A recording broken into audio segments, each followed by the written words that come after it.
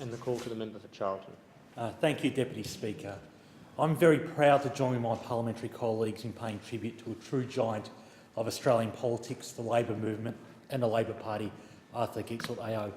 Firstly, can I associate myself with the fine remarks of the members for Grayndler and Sydney who covered every important point of Arthur's tremendous contribution.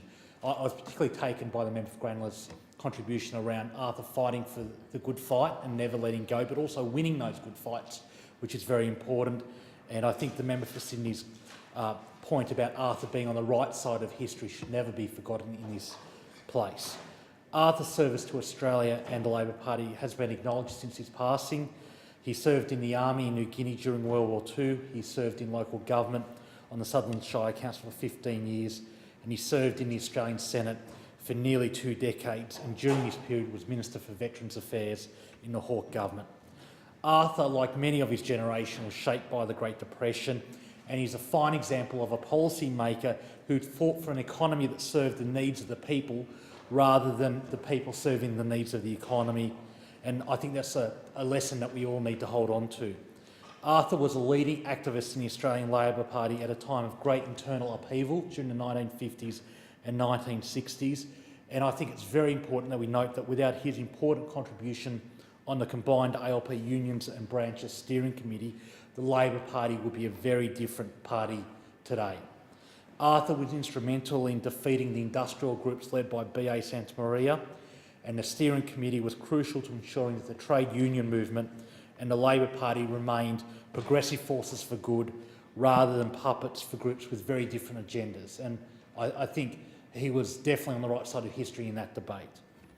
It was during his time on the Southern Shire Council that Arthur demonstrated his passion for equality and sustainability, and the members for Grayndler and Sydney have illustrated this point very, very deeply.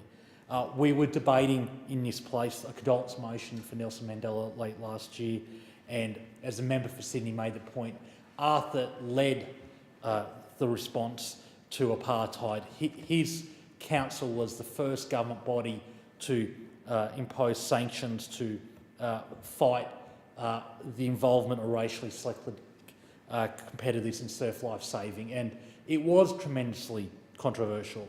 Arthur was called many names and suffered one of the few acts of political terrorism in this country when his house was blown up. And I think we should never forget the fact that Arthur kept fighting after this gross act of intimidation.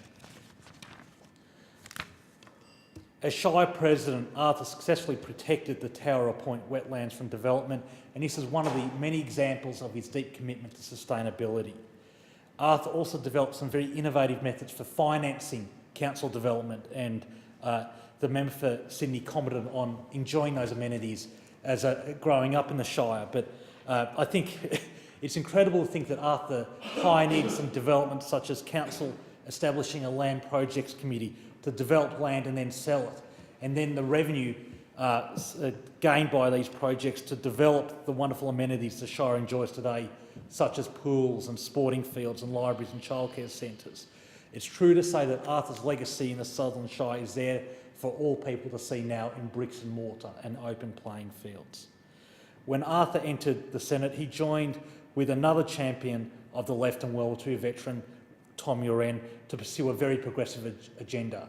They were joined by another one in Bruce Childs, and they presented a very formidable trio within the Labor caucus of progressive voices that lived through the Depression and lived through World War II, and that gave their voices such power and legitimacy.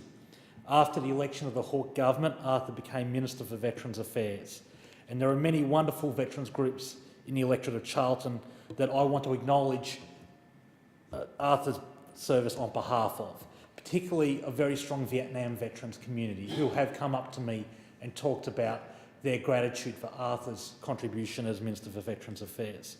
Among his many achievements that have been recognised include introducing home care for veterans, formally recognising the role of Aboriginal and Torres Strait Islanders' work in patrolling Northern Australia's coast during World War II, and establishing the Everett Royal Commission into Agent Orange during Vietnam.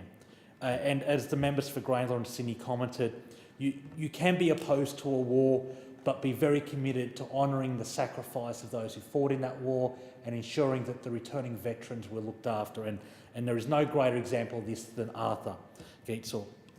Former Prime Minister Bob Hawke has described Arthur as the best Veterans Affairs Minister in Australian history, and I think that's something that a lot of us share.